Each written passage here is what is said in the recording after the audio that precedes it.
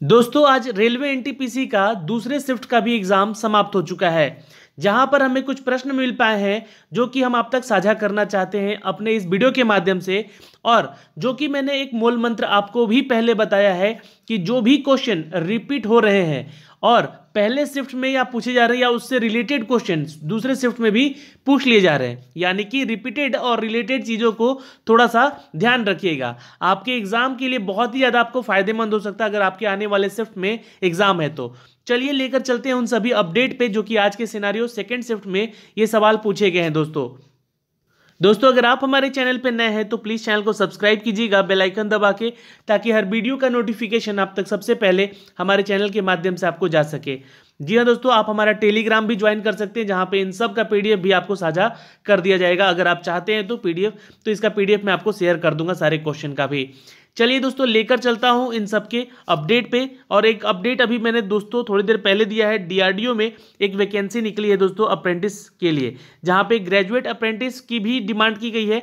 जो भी छात्र बीटेक हैं वो इस वीडियो को देखेंगे, डिप्लोमा है वो भी देखेंगे, और जिन्होंने आईटीआई कर रखा है वो भी इस वीडियो को जरूर देख लीजिएगा। चलिए लेकर चलते हैं इन सबके अपडेट पे, जो कि आज सिनारियो में हम सबसे आपसे जो क्वेश्चन पूछे गए हैं उससे रूबरू करवाते हैं। तो दोस्तों सेकंड शिफ्ट का एग्जाम समाप्त हो चुका है। आज 7 जनवरी था आरआरबी एनटीपीसी का एग्जाम। कैसे क्वेश्चन पूछे गए हैं वो हम आप तक देखते हैं, लेकर आ रहे हैं। दोस्तों एक क्वेश्चन पूछा गया कि नेपाल के पूर्व राष्ट्रपति कौन थी। तो आखिरी बार जिंदगी इससे पहले कौन थी ये पूछा गया है। तो विद्या देवी भंडारी जो थी दोस्तों वो यहाँ की राष्ट्रपति थी। ठीक है, आंसर करेंगे ये। अगर जिनका भी उत्तर आया होगा तो उनका उत्तर यही होगा। योजना आयोग के अध्यक्ष के बारे में पूछा गया। तो देखिए योजना आयोग के अध्यक्ष के बारे में 2016 से पहले है ना, चूंकि देखिए 2015 1 जनवरी 2015 के बाद योजना आयोग जो है दोस्तों वो क्या बन गया है, तो नीति आयोग बन गया। नीति आयोग के अध्यक्ष कौन होते हैं, तो पीएम होते हैं। ठीक है, प्रधानमंत्री होते हैं। और योजना आयोग के भी अध्यक्ष कौन होता है, तो पीएम ही होता था, यानी कि प्रधानमंत्री ही होता था। सवाल नंबर दोस्तों नेक्स्ट पे चलते हैं। क्वेश्चन पूछा था कि भारतमाला प्रोजेक्ट जो है वो किससे संबंधित है। तो भारतमाला प्रोजेक्ट जो है दोस्तों रोडवे और हाईवे से संबंधित है चीजें। तो यहाँ पे ऑप्शन अगर इस तरह का होगा तो आपका आंसर यही होगा। एक क्वेश्चन था दोस्तों कि राज्यसभा के प्रथम सभापति कौन थे। राज्यसभा के प्रथम सभापति कौन थे, तो डॉक्टर सर्वपल्ली राधाकृष्णन। तो दोस्तों ये अगर आपने उत्तर किया होगा तो उत्तर बिल्कुल सही है। ठीक है, उपराष्ट्रपति भी यही थे दोस्तों, ये ध्यान रखेंगे पहले। चलिए सवाल नंबर 1 नेक्स्ट है दोस्तों कि हरियाणा के नए न्यूक्लियर पावर प्लांट कौन सा था। तो दोस्तों ये हरियाणा का नया न्यूक्लियर प्लांट बछाया गया दोस्तों गोरखपुर हरियाणा अणु विद्युत परियोजना के तहत। तो इसको आंसर कर लेंगे दोस्तों, अगर ये ऑप्शन रहा है तो जो छात्र ने मुझे बताया ऑप्शन उसी के अनुसार इसका आंसर ये होगा। दोस्तों भूगोल के पिता किसको कहा गया है, जी फादर ऑफ जियोग्राफी कहा गया है दोस्तों एरिस्टोस्थनीज को। नोट कर सकते हैं, अगर आपका उत्तर इसमें था ऑप्शन में तो आप इसको लगाते हैं।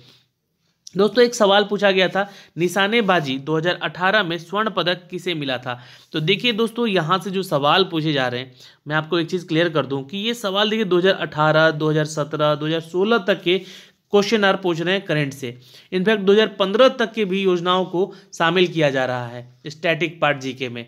तो आपको करंट अफेयर का जो सिनारियो है वो आसान दिखता हुआ नजर आ रहा है। जी हाँ, ये मॉडरेट लेवल से हाई लेवल की तरफ बढ़ता हुआ नजर आ रहा है। तो दोस्तों आप सभी को बता दें यहाँ पे कि जितने भी छात्र इस वीडियो को देख रहे हैं वो अपने आने वाले एग्जाम की तैयारी थोड़ा इस तरीके से करें कि 2015, 16, 17, 18, 19 और 20 ये 5 साल का जी हाँ इंपॉर्टेंट्स करंट अफेयर, जी हाँ जिसका एक नोट्स बनाया होगा आप लोगों ने, तो उसको पढ़ें जी हाँ, ताकि वहाँ से क्वेश्चन बने तो आप आसानी से कर सके। तो दोस्तों निशानेबाजी 2018 में स्वर्ण पदक जीता था दोस्तों सौरभ चौधरी ने। आंसर यहाँ पे ये हो जाएगा। एक दोस्तों सवाल था कि व्हाट इज यूआरएल, यूआरएल है क्या ये पूछा गया था। ये इसका फुल फॉर्म नहीं पूछा गया था दोस्तों, तो इसका आंसर होगा यूनिफॉर्म रिसोर्स लोकेटर। ठीक है, इसका तो फुल फॉर्म होगा, लेकिन ये यूआरएल है क्या। तो देखिए यूआरएल हम लोग ज़्यादातर ना सर्च इंजन के तौर पे इसका उपयोग करते हैं। ठीक है, यूआरएल आप लोग देखते होंगे, आप लोग एड्रेस बार में यूआरएल डालते हैं जैसे कि www.google.com। तो ये क्या हो गया, एक यूआरएल हो गया यूनिफॉर्म रिसोर्स लोकेटर, उसका लोकेशन बताते क्या, ये एक सर्च इंजन के तौर पे इसको हम लोगों ने यूज़ किया। दोस्तों एक क्वेश्चन था कि फाइंड ऑड्स, यहाँ पे कुछ ऑड फाइंड करने थे, कंप्यूटर से ही सवाल था ये भी। लिनक्स, यूनिक्स, मैक और ग्राफिक्स। तो ये तीनों जो है दोस्तों, लिनक्स, यूनिक्स और मैक्स जो है ये क्या है, तो ऑपरेटिंग सिस्टम है। लेकिन ग्राफिक जो है दोस्तों वो एक हार्डवेयर है। जी हाँ दोस्तों, ये एक कोई सॉफ्टवेयर भी हो सकता है और हार्डवेयर भी हो सकता है। एक्चुअली ये सॉफ्टवेयर के तौर पे इसका उपयोग होता है। तो यहाँ पे दोस्तों ये तीनों ऑपरेटिंग सिस्टम है, ये इसलिए इसको अलग करता है, भिन्न करता है। सवाल एक अगला था दोस्तों कि फर्स्ट रेलवे यूनिवर्सिटी लोकेटेड। तो ये है दोस्तों, आपको बता दें कि पहला रेलवे यूनिवर्सिटी जो है ये बड़ोदरा गुजरात में है, बनाया गया। ठीक है, तो ये एक क्वेश्चन था। कुछ क्वेश्चन और थे दोस्तों जो कि मैं आप तक साझा कर रहा हूँ यहाँ पे। राष्ट्रीय ग्रामीण स्वास्थ्य योजना, राष्ट्रीय ग्रामीण स्वास्थ्य योजना 1 अप्रैल 2008। देखिए योजना जो है 2008 तक खींचा है। तो क्वेश्चन जीके का आसान मत समझिए, जितना आप समझ रहे हैं कि आसानी से निकल सकता है, नहीं, मेहनत बहुत करना है। क्योंकि देखिए 1 साल से तो ये बहाली की प्रक्रिया ही रुकी हुई थी, फॉर्म भरे हुए 1.5 साल हो चुके थे, अब जाके एग्ज़ाम हो रहा है। तो उसके अनुसार अगर देखा जाए तो वो तो अपना पेपर सेट 2 से 3 साल पिछले का करंट का कर ही रहा है। ठीक है, तो वो अपना ठीक है, लेकिन आपके लिए यहाँ पे 1 साल और बढ़ गया, तो उसको ध्यान में रखना है। ग्लोबल इनोवेशन इंडेक्स 2020 में इंडिया का रैंक पूछा था दोस्तों एक सवाल। तो ये 48वां था। सबसे टॉप पे कौन है, तो स्विट्जरलैंड है। अच्छा, घरेलू मक्खी का वैज्ञानिक नाम क्या है, ये पूछ लिया गया है। तो मुस्का डोमेस्टिका जो है ये इसका नाम है दोस्तों, घरेलू जो मक्खियाँ होती हैं उनका। दोस्तों एक क्वेश्चन था, अशोक पिलर के लेखक ने किस भाषा में ये लिखी है। तो अशोक पिलर जो एक पुस्तक है दोस्तों, इसको ब्राह्मी भाषा में लिखा गया था दोस्तों। ठीक है, याद रखेंगे। एशियाई खेल 2018 में 25 मीटर एयर पिस्टल गोल्ड किसने जीता है। तो दोस्तों एक यहाँ पे ऑप्शन था राही सरनोबत, तो जो कि आपका उत्तर बिल्कुल सही होता। क्वेश्चन था एक दोस्तों कि भारत में अटॉर्नी जनरल 2020 कौन बने हैं। तो 2019-18 में भी थे ये के वेणुगोपालन। ठीक है, आंसर यहाँ पे ये कर लीजिएगा। अच्छा, एक क्वेश्चन दोस्तों पाकिस्तान से भी है। देखिए पाकिस्तान से रिलेट करके क्वेश्चन लगातार अभी 3-4 शिफ्टों में हमने देखा है। ठीक है, तो थोड़ा सा यहाँ पे जो भी भारत पाकिस्तान के समझौते हैं उसको भी याद कर लीजिएगा।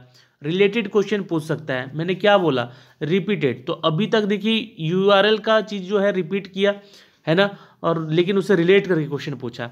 यहाँ पाकिस्तान से रिलेट करके क्वेश्चन पूछ रहा है। तो यहाँ पे भारत के साथ साझा करने वाला राज्य पूछा था। तो देखिए जम्मू, राजस्थान, गुजरात और पंजाब है, जिसमें से आपको कोई ऑप्शन होगा तो उसका आंसर आप कर सकते हैं इन चारों में से। दोस्तों टोटल मेंबर ओपेक में, ओपेक जो है दोस्तों एक संस्था है, organisation of petroleum exporting country का, या जहाँ पे 13 मेंबर हैं इसमें टोटल। ठीक है, कंट्रीज जो है 13 हैं। एक क्वेश्चन और था दोस्तों कि भारत में कितने वन जीवन अभ्यारण्य हैं। तो ये आंसर कर लीजिएगा 553, यानी कि 553 है टोटल अभी, ये ध्यान रखेंगे। दोस्तों एक क्वेश्चन और भी था यहाँ पे कि which one of the noble gas. तो ऑप्शन था हीलियम, यहाँ पे पूछा गया नॉट है ना, तो नॉट पूछा गया, तो इसलिए आप सोडियम बताएंगे यहाँ पे। हीलियम, आर्गन, नियॉन, ये तीनों ये जो है नोबेल गैसेस हैं, पर सोडियम जो है नहीं है दोस्तों। तो ये सारे प्रश्न थे यहाँ पे। एक क्वेश्चन था कि भारत में कितने न्यूक्लियर प्लांट है। तो टोटल 7 है। NHRM का यहाँ पे फुल फॉर्म अगर पूछा होगा तो नेशनल हेल्थ मिशन दोस्तों यहाँ पे है, और लॉन्च किया गया था 2005 में इसको। ये एक राष्ट्रीय स्वास्थ्य मिशन है, 2005 में इसको लॉन्च किया गया था दोस्तों मोदी सरकार के द्वारा। चंद्रगुप्त के दरबार में कौन शामिल था। तो ऑप्शन में देखिए ये नहीं बोला गया था शायद यहाँ पे, तो नहीं इसलिए था, तो इसलिए ऑप्शन नहीं था यहाँ पे हमारे पास, तो नहीं था यहाँ पे, इसलिए ऑप्शन भी नहीं दिया गया यहाँ पे। खिलाफत आंदोलन किसके खिलाफ शुरू हुआ था। तो अंग्रेजों के खिलाफ हुआ था 1919, याद रखिएगा समय। INC यानी कि इंडियन नेशनल कांग्रेस के अध्यक्ष इनमें से नहीं है, तो इसमें भी नहीं बोल दिया गया है। तो 4 ऑप्शन थे, अब वो ऑप्शन हमारे पास मिल नहीं पाए थे, इसलिए इसका आंसर यहाँ पे आपको नहीं दिया जा रहा है। दोस्तों एक क्वेश्चन था यहाँ पे कि येलो वेस्ट मूवमेंट जो है ये कहाँ की थी। येलो वेस्ट मूवमेंट ये बहुत फेमस है दोस्तों मूवमेंट, ये फ्रांस में हुई थी दोस्तों, याद रखेंगे।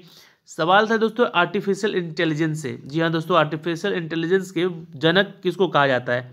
तो इनका नाम था दोस्तों ओ मैक्रार्थी, नोट कर सकते हैं ओ मैक्रार्थी। दोस्तों एक सवाल था यहाँ पर कि सेतु भारतम योजना कब शुरू किया गया। तो ये किया गया दोस्तों 2016 में।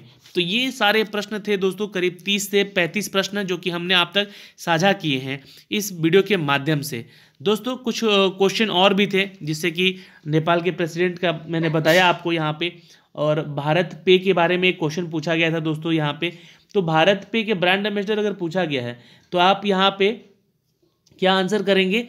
सलमान खान। ठीक है, और एक क्वेश्चन था योजना, योजना से रिलेटेड था, जो कि पुणे से रिलेटेड एक योजना थी, उसके बारे में क्वेश्चन नहीं था हमारे पास। मोमेंटम का फॉर्मूला पूछा गया था दोस्तों, यहाँ पे एप्लीकेशन सॉफ्टवेयर पूछा गया था, 4 ऑप्शन दिए गए थे कंप्यूटर के यहाँ से, और मोमेंटम का यहाँ पे सॉफ्टवेयर पूछा गया था, इसमें एप्लीकेशन सॉफ्टवेयर कौन सा है।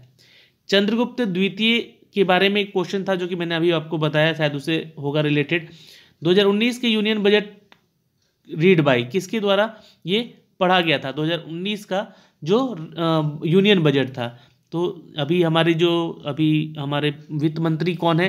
तो निर्मला सीतारमन। तो यहाँ पे आंसर था who was the first chairman of Rajya Sabha. तो ये भी मैंने अभी आपको आंसर इसका बताया दोस्तों। ठीक है, तो ये सारे क्वेश्चन आर थे।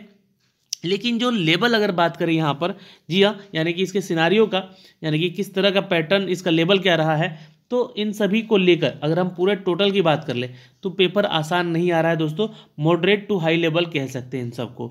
40 क्वेश्चन में किसका, जो भी आपका जीके का सेक्शन है दोस्तों, जिसमें कि हिस्ट्री के 3, ज्योग्राफी के 2, पॉलिटी से 2 और 3 ये इजी क्वेश्चन बताए गए हैं। वैसे तो आपको स्टैटिक जीके का क्वेश्चन 2 ही है, लेकिन इंपॉर्टेंट था और मॉडरेट था, यानी कि टफ था। यहाँ पे 5 क्वेश्चन दोस्तों फिजिक्स से था यहाँ पे, और वो भी मॉडरेट लेवल का था, ये मैं कह सकता हूँ। कंप्यूटर के 3 क्वेश्चन थे जो कि आसान थे, ये बता सकते थे आप लोग। करंट अफेयर के 11 से 12 क्वेश्चन बताए जा रहे हैं, ये भी आसान नहीं था, ये इजी टू मॉडरेट था। बाकी मैथ्स और आपका जो रीजनिंग का सेक्शन है, ये आपको थोड़ा लेंदी ही पूछ रहा है, वैसे कैलकुलेटिव है ज़्यादा, आप इसका आंसर सही कर सकते थे। और आज रीजनिंग का पार्ट इजी था सेकेंड सेशन में। तो इसको ओवरऑल अगर देखें दोस्तों, तो पूरा एग्ज़ाम जो है ये मॉडरेट लेवल का रहा आज दिन भर का, पहले शिफ्ट का भी और दूसरे शिफ्ट का भी। तो आप लोग घबराएंगे नहीं, मैंने क्या बोला, इसको फॉलो कीजिए, रिपीटेड और रिलेटेड क्वेश्चन को थोड़ा सा फॉलो कीजिएगा, तो क्वेश्चन बनेगा वहाँ पे। और दूसरी चीज़ें घबराना इसलिए नहीं है क्योंकि ये सारे जो आपके एग्जाम हो रहे हैं वो नॉर्मलाइजेशन फॉर्म पे होकर आपके रिजल्ट बनेगा, तो इसलिए आपका भी रिजल्ट बन सकता है। लेकिन अटेम्प्ट कम रखिए, जितना आ रहा है उतना ही कीजिए, तुक्का मारिएगा ज़्यादा तो फिर जाएगा खेल गड़बड़। ठीक है, इसलिए मैं बोल रहा हूँ कि थोड़ा सा ध्यान से एग्जाम दीजिए। चलिए आज के लिए इतना ही, मिलते हैं अगले वीडियो में, तब तक के लिए बाय बाय, टेक केयर, ध्यान रखेंगे अपना और अपने परिवार का।